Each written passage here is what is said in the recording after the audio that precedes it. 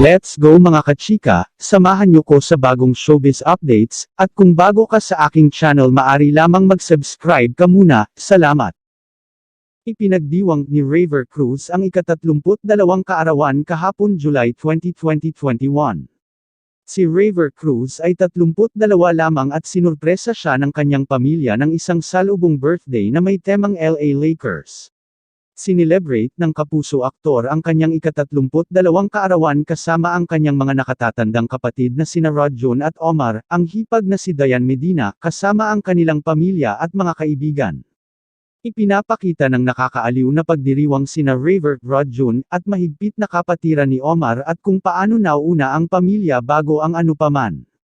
Dahil tagahanga ng basketball si Raver, ibinigay sa kanya ng kanyang pamilya ang isang pagdiriwang na nagtatampok ng kanyang paboritong koponan sa NBA, ang Los Angeles Lakers.